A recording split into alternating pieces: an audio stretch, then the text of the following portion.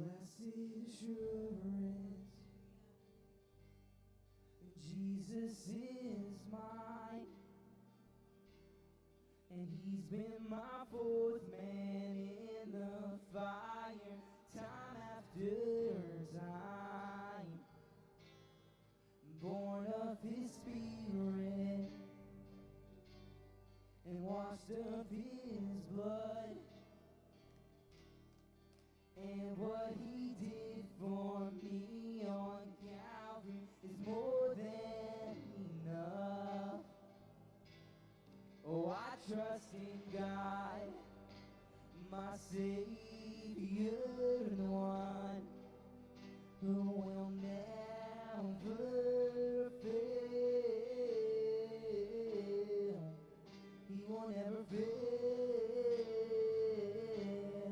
I trust in God, my Savior, the one who will never fail. He will never fail.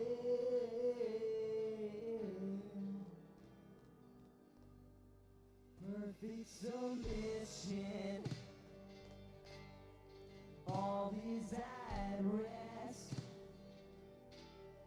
And I know the author of tomorrow has ordered my steps. So this is my story, and this is my song. I'm praising my risen King and Savior all the day long. I trust in God, my Savior, the one who will never fail. He will never fail. I trust in God, my Savior, the one who will never fail. He will never fail.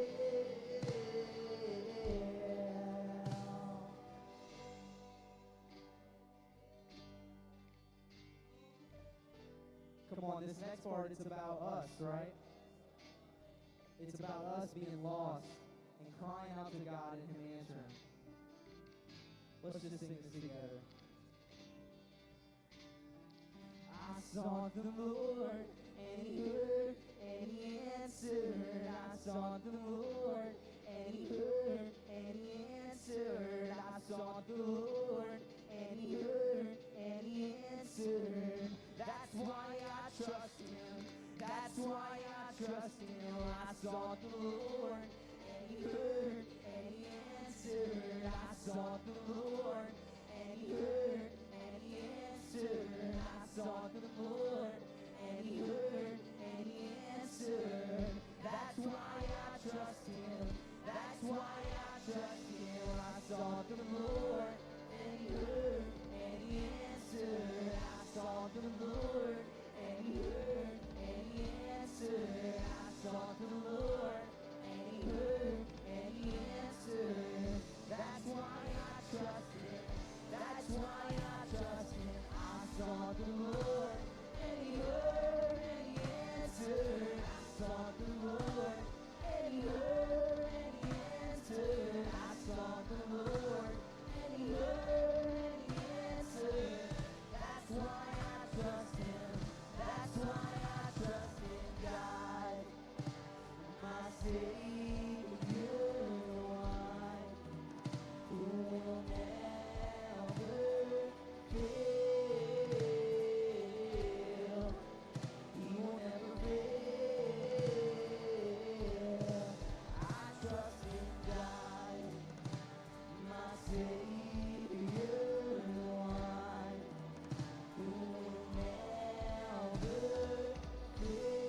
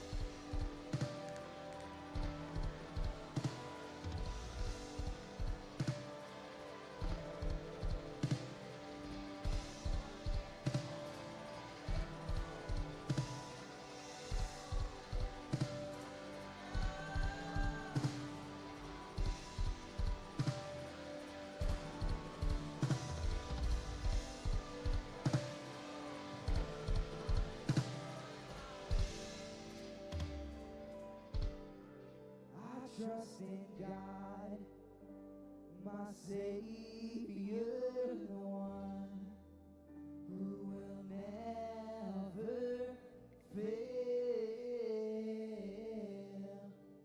He won't ever fail. I trust in God, my Savior, the one who will never fail. He won't ever fail.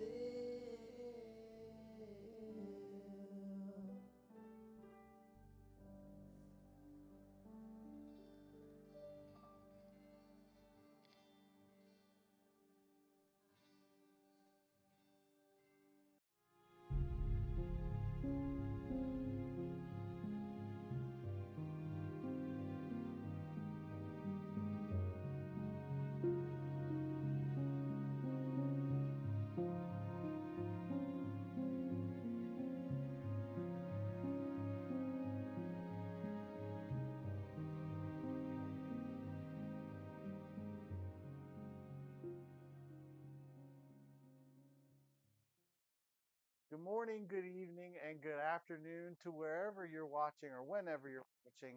This is our third week of our series at Capital City Church titled Our House. And this week we are talking about coachability. Of the four house habits, this for some people may be the hardest one to get on board with. It's very easy, and I am one of those people. It can be so hard for us to let go of control and listen to what people and God say about our lives and not feel like being mean or rude for calling us to a higher standing. My goal in this message is to number one, encourage you, number two, help give you some tips on how to better receive coaching. Now, the Britannica dictionary definition of coachable is capable of being easily taught and trained to do something better. Now, our big idea for this message, being coached is God's gift to help us grow and become better Christ followers.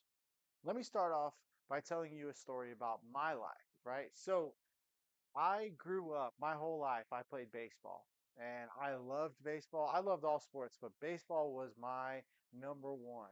And I really wanted to be really good at it. And I expressed that to my dad. And I thought about going to the MLB. And I was like, I really just want to be really good at baseball. And a lot of the times, I didn't want to put in the effort that it took to be great at baseball. My dad always told me that I needed to go outside and hit off the tee, which we use tees in baseball. It's like a place that you could just hit the ball off the top of it by yourself, just so the people who haven't played baseball can have a little bit of understanding. It's a training way to get better with your swing, and that was a big part of playing baseball. Is you had to put in the effort, you had to put in practice, and I was not very good at getting up out of bed or getting off the game, getting off video games, stop watching TV to go outside and actually put forth the effort that it takes to be great. So my dad coached me and all throughout my elementary school, middle school, and then whenever I got to high school, I really thought about what he said and I put a lot of effort in and I wanted to be really, really good in high school. And I started playing for my high school team my sophomore year and I put in a lot of effort and we actually as a team did hit off the tee regularly. And I thought back to when I was younger, when my dad told me and encouraged me that this is what you need to do to be able to get better. And I just remembered that and I was like thinking through it when I was writing this message, I was like, that's what it means to coach someone is to encourage them into what they know they need to do to get better. And I looked back at that whenever I was in high school and it was really encouraging to know that I had such a great coach in my life. Now, if I would have taken my dad's coaching and decided to put more effort into my skills and growing them, I might have been a really great baseball player. I played high school and could have went to college, but it was not necessarily a big college or anything like that. Um, I was good, but never as great as I could have been. That's the main issue with being a coach. Sometimes as people can take your coaching as a personal attack on who you are, when in reality, it is just a minor way to make you better. We'll be reading today a story from one of the greatest coaches in the Bible, besides the man himself, Jesus, the Apostle Paul. Paul wrote many letters to many different churches and cities all around Israel. One of my favorites is his letter to the church in Corinth. He wrote this letter to encourage them of what they could do to stay strong in their faith and to grow in their ability to reach people in their community. He coached them for 29 chapters on how to fight against idolatry, principles of marriage, sexual immorality, and many more different topics. The one we are going to study today is from 1 Corinthians chapter 9, verse 23 through 27. Let's read together from the New Living Translation. Let me get to it in my Bible. I apologize. 1 Corinthians chapter 9, verses 23 through 27. I do everything to spread the good news and share in its blessings. Don't you realize that in a race, everyone runs, but only one person gets the prize? So run to win. All athletes are disciplined in their training. They do it to win a prize that will fade away, but we do it for an eternal prize. So I run with purpose in every step. I am not just shadow boxing. I discipline my body like an athlete, training it to do what it should. Otherwise, I fear that after preaching to others, I myself might be disqualified. Paul is telling the Corinthians that they must train and hone themselves in order to bring others closer to Jesus. Paul used to literally, to give some backstory on his story, used to literally kill any Christians he could find because he thought that was God's calling for his life. He was a Jew persecuting Christians, and he thought that that was what God wanted. He thought that he was doing the right thing. He had no idea that that was not what God really wanted him to do. He was a then God came down and spoke to him on the road to Damascus and coached him to understanding that what he was doing was actually wrong. And he became one of the greatest apostles in the time after Jesus' death. Now, here are the ways I could see we can coach ourselves and grow beyond the limits we think we have for ourselves. This is coaching number one. Number one, coaching 101. I apologize. Number one, read the coaching, and this is the first blank manual. Now, some may not really understand what is the coaching manual. The coaching manual is the Bible. All throughout the Bible, there are different ways to grow in your ability to follow Jesus and to bring people closer. It takes a lot of time, it takes a lot of effort. It's a big book, but it is the manual guide on how to be more coachable, how to grow, and how to be a better Christ follower. Number two, trust a coach in your life to call you higher. Now, granted, remember in the beginning I said higher standing. That's what we want as a coach to call us to a higher standing.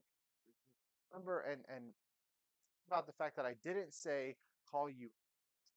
A lot of people think that when you get called out, um, you're doing something bad, you're doing something wrong. That's what I'm here to tell you guys. A lot of the time, just like Paul, you think that you're doing the right thing and you're going the right direction, but it just takes a little bit of sometimes either it's a peer or someone who's been through life more than you have, or someone who's experienced things more than you have. It seems like it's weird a 25-year-old up here talking about being coachable and trying to help you guys understand more about coachability. But I've been coached my whole life. And a lot of the times I've been through certain things that other people may not have. And a lot of times I take that in the sense of I want to help that person grow. I want to coach that person up, not necessarily call them out, not necessarily make them feel bad, but call them to a higher standing, to call them to grow closer to Jesus. That's the goal. Not not out, higher. Number three, do not be discouraged if your coach says something you don't really want to hear. Now, I did not want to hear my dad tell me to go hit off of the tee every single day during the summer when I was a kid.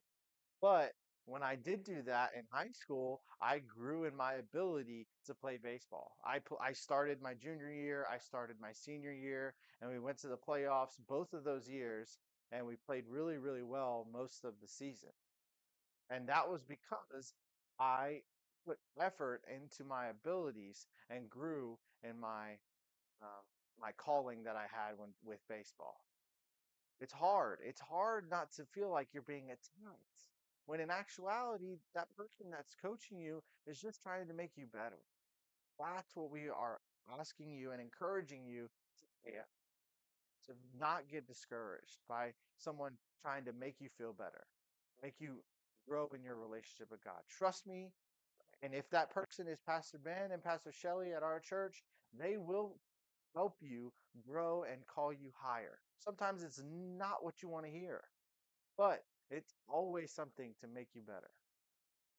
There will be times when the coaches in your life, whether that's your boss or your spouse or your pastor or a trusted friend, will tell you something that you do not necessarily want to hear or you may not agree with. But if it is from God, it will be to encourage you and make you better. I can't even count on both hands how many times my dad has made me mad for something he said to try to call me higher. But he was always right. And when I did eventually follow his lead, it always made me a greater man. I'm up on this stage doing what I do with kids every week because of what he and my mom have coached me in my life. And it is the greatest calling that God has ever put on my life. I am the generations director here at our church, at Capital City Church, and it is so much fun and such an incredible experience that I get to go through. Jesus was the ultimate coach, and Paul was saved by the grace of God on the road to Damascus. Paul was coached a lot by the Holy Spirit. I mean, Paul used to literally kill Christians and was knocked off the horse, blinded, and told that he was created to save Christians, not kill them. That moment was such a coaching moment that God gave him a new name from Saul, his Jewish name, to Paul, his Roman name, and radically changed the way he was living. That is an example of what listening to someone who is trying to make you better can do. Like when the disciples were fishing on the boat and weren't catching anything. So Jesus told them to throw it on the other side of the boat. The disciples were very hesitant to follow his instructions, but they did it anyway and caught enough to feed them for days. See John chapter 21. Another example is when Jesus was walking on water out to see the disciples. And Peter started walking toward him and fell in because he lost faith and looked down. So Jesus coached him back to his feet. See Matthew chapter 14.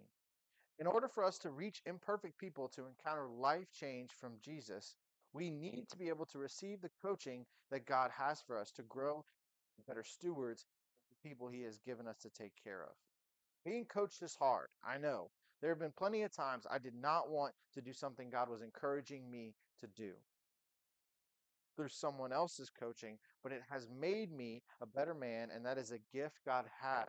Even though we are imperfect, we can still help others grow closer to Him. Thank you so much for watching. Hopefully, we can see you in person this Sunday. Have a wonderful evening.